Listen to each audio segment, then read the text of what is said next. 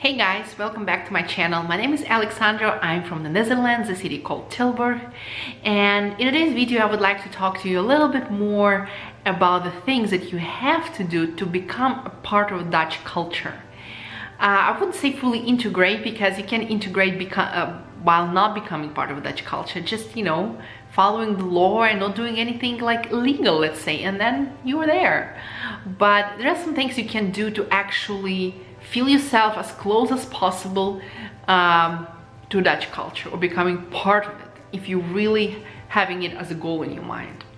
Because I've never had it since I realized what is Dutch culture actually about, not this general idea that, oh, it's a Western nation that, has democracy in it and, good life standards, and also Dutch people have cheese and windmills and this kind of stuff. When I really understood who they are, what they believe in, what they find important, I immediately understood that it's not the people, I'm looking eye to eye.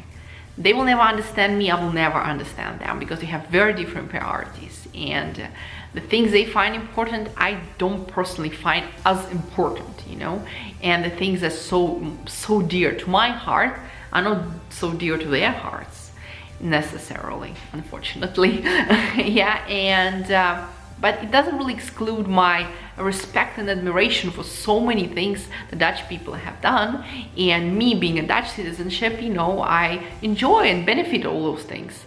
But it's not really, the most nicest culture in my eyes to be an immigrant in. Yeah, that's probably what I wanted to say. So, but before I start talking about those things, I would like to ask everyone to become my subscriber. Click the subscribe button, leave your likes, dislikes if you want, comments, questions, and I really want to know who you are, because that's probably the most confusing part of my English channel. For those who don't know me, I also have my Russian speaking channel. For those who see me for the first time, I originally come from Moscow, from Russia. I have spent a year and a half living in New York City. It's been 5 years since I live in the Netherlands. I'm married to a Dutch partner. I have a son, 1 year and 10 months. We have a cat and a dog, but a house. And so I'm still trying to navigate my way around my English channel. And the most difficult part of it, which I recently realized, is the fact that I don't really know who my audience is. I have a video that has like the most viewers on my channel, and this video is about what Dutch people are good at. And apparently, watching this video, I realized that most of the people who watch my channel, they're Dutch. It was not the initial desire in my heart when I started this channel to create it for Dutch people, because I wasn't really aware of the fact they're going to be very interested in what I have to say, because they're happy with the way they are, the way they live, and the things they believe. And like, why would they listen, a foreigner to say something, because I don't really find Dutch particularly a nation that likes to reflect on their own behavior and contemplate to so many things, but what I realized is that most of the Dutch people watch my channel, and of course when they hear something good, they're so happy, like they give us likes. Oh yeah, we're glad that you enjoy. Yeah, our country is the most perfect one, and we did the best, and it can be better than we have. And but when it comes to some critiques, they immediately get offended, and it's like so I would say it's normal, it's understandable, but I'm here mostly for people who potentially are immigrants, who want to actually immigrate to the Netherlands for a family reason, for work reason, maybe study, maybe just consider immigration as it is, and try to compare different countries and like think like how it feels to live in certain countries. And I would like to tell those people how Dutch culture is, how it works and how I experience it. Of course, it's very subjective. I'm not really saying I'm the only one, who knows the truth.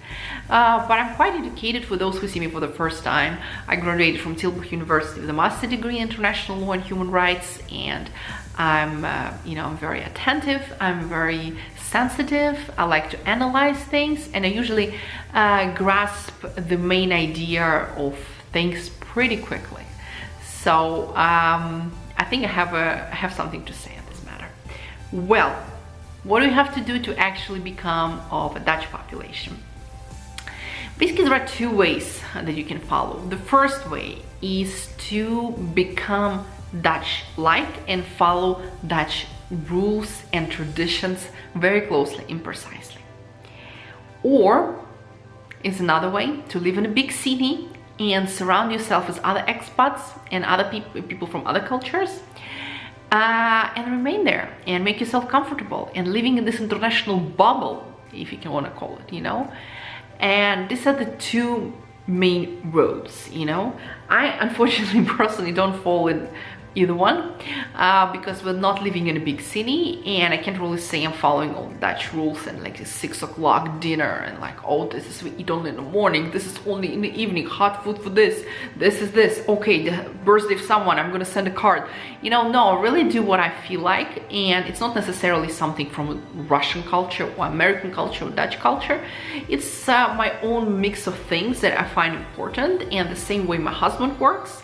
We have our own world, our own rules, and of course, for a very traditional Dutch people, we are not very well understood, and probably they can't really predict our behavior. They don't necessarily understand why we do things the way they do, but we're not here, you know, to provide an explanation. They're not asking it, so we leave them wonder. So, as I said, two main roads, whether you follow the rules or you keep surrounding yourself by expat living in a big city.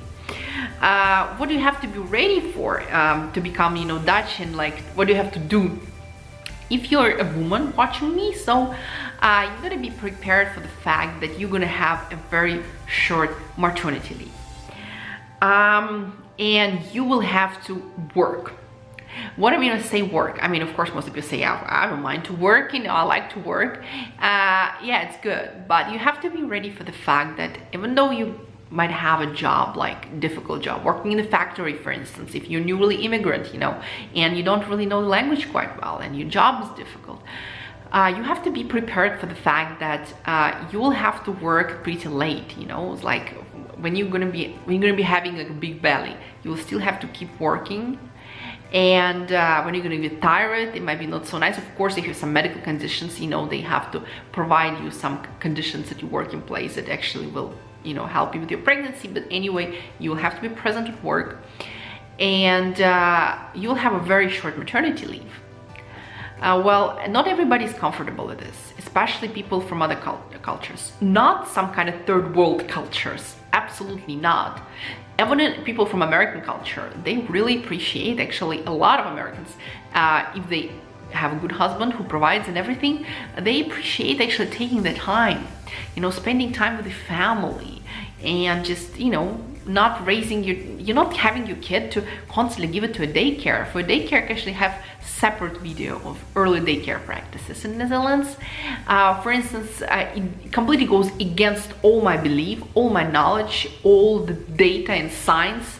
I have backing up my feelings, like why it shouldn't be done for the children, and why it can be potentially more dangerous and beneficial to them at least before a year and a half. You know, I don't mind any daycare and socialization, but it has to be done very carefully with lots of conditions under it, and no too early, no way.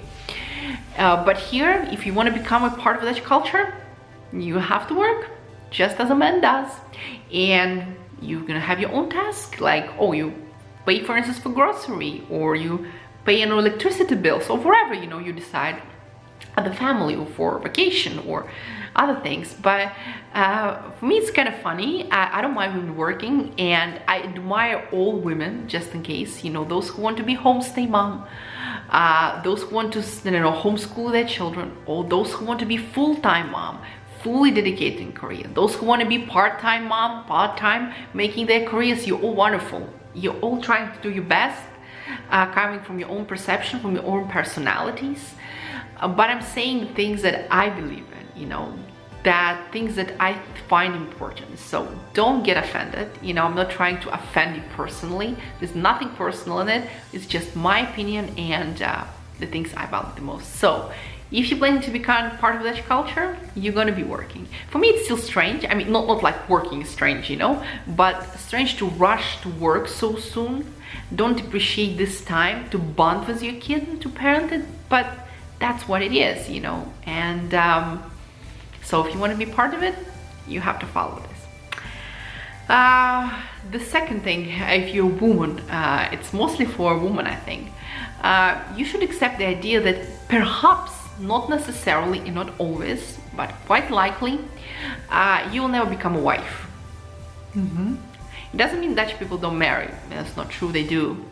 But a lot of Dutch people do not believe in marriage.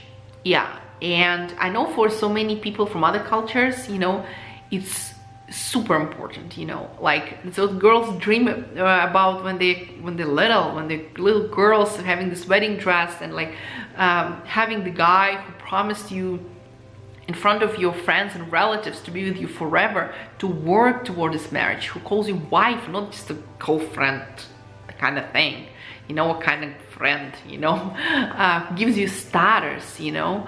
And yeah, Dutch people don't think it like that. They like partnerships. They can have some living contract, like a contract of living together, but not becoming wife. So it's not necessarily all the time, but it can happen that you meet a Dutch man and he's not believing in marriage. So if you want to be with that person and you want to move to the Netherlands, and yeah, you probably have to accept that if you love the person, but you have to always, you know, weigh pros and cons and see if really worth doing, you know.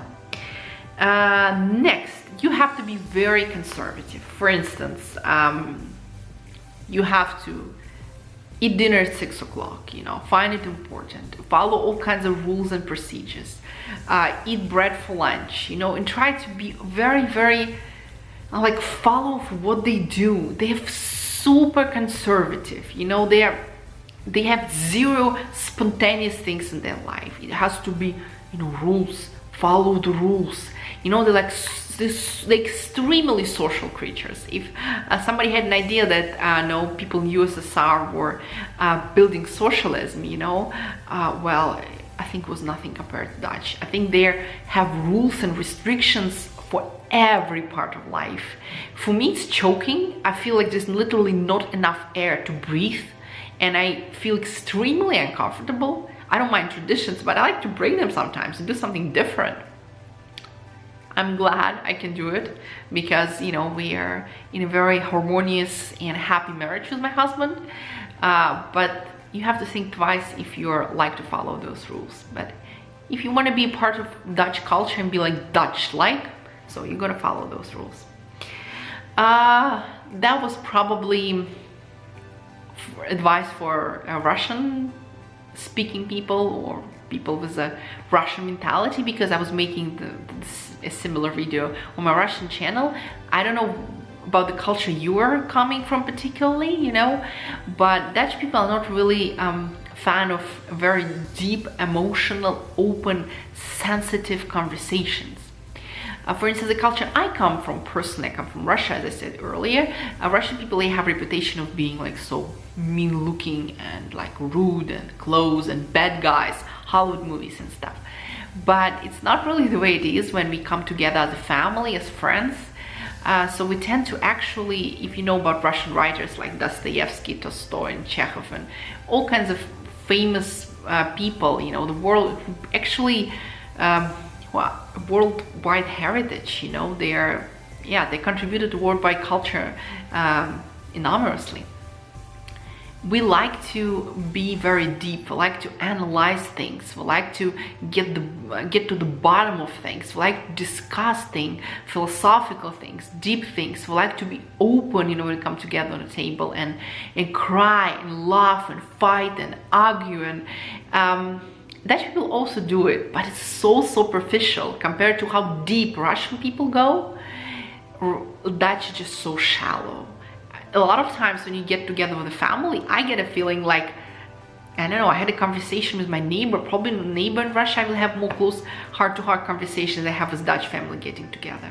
So everything is formal, rules are just, you know, everything is nice, what would you like to drink? But there's no heart-to-heart. You leave and you're like, I didn't connect with anyone, like what have we been doing here all this time? Sitting and drinking this, and like, it's just so formal. And only experiencing, you can actually realize how formal it is.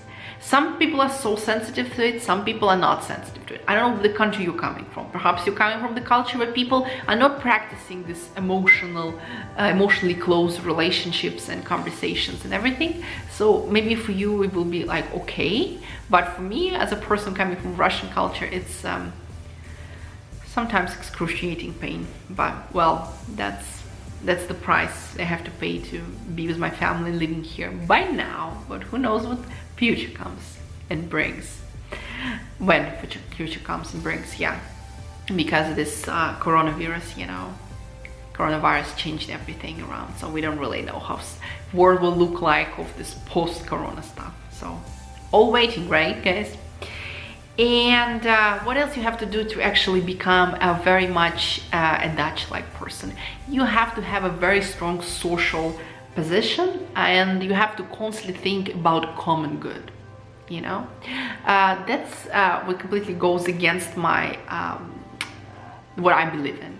You know, I really like this American way that people are more individualistic. I'm not saying to that extent that they are in America, but I understand them. You know, I breathe in the same way. I don't really care about this, like what is good for everyone, this gelijkheid, and the social ideas of everything. This, you know, like government has to pay, government has to do.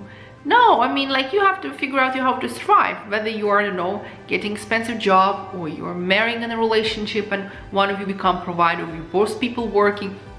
You have to navigate your life and don't lean on the government all the time. But Dutch people constantly like these conversations, even though sometimes they're not really, I would say, like super left-wing or something, but they still, and generally, they like these conversations about common good. We have to help each other, we're living hand in hand with each other. I mean, it's not really nothing bad, you know, but I'm more like, you know, show who you are, show how individual you are, what you can bring, show how ambitious, how special, you know, you can do it, and all these American things there, you know. If you like, for instance, if you come to a job interview in the Netherlands and you start saying how cool you are, how you can do it, you achieve it, you nailed it, well, Dutch people won't really be particularly happy, even though, you know, maybe you're, yeah, you have rights to say all those things, but Dutch people won't appreciate that. Seriously, they won't. They'll be like, huh? Like, why do you say this stuff, you know? You're kind of too much over the top. Doe maar normaal. Or doe maar gewoon, dan doe je gek genoeg. How Dutch people say that, you know, do normal. Do normal and it's crazy enough.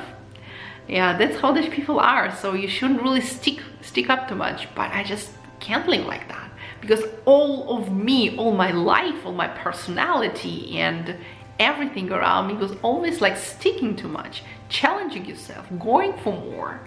If I ever was like, you know, like everyone, social thinking, I wouldn't be in the place I am at the moment. You know, I would never learn English at the age of 21. Yeah, for those who don't know me, I started learning English when I was 21. Yes, I did. And now, look where I am. I graduated from Tilburg University. I have a master's degree in international law and human rights. I use English on a daily basis. And those things would not happen if I was just be doing normal all my life. You really have to be brave enough to go against the mainstream and actually having a YouTube channel and be able to actually speak against so many people like that and not being afraid of negative things and outcomes and everything. It's also part of the me liking to stand up and do my own thing. Well, thank you so much for your attention. Thank you that you were there. I recall the things you have to do to actually be part of the Dutch culture. So if you're planning on that, so here's his instruction for you so you can follow. And don't forget to subscribe to my channel if you're new. I will keep posting more videos, I hope, and see you more in my next videos in this channel. Bye.